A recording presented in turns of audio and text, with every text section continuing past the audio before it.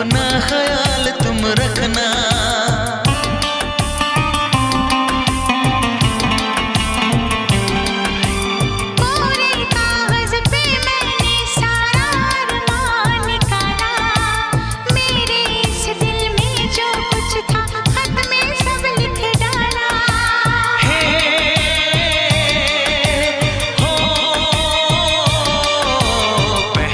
पहली बार शरारत की है,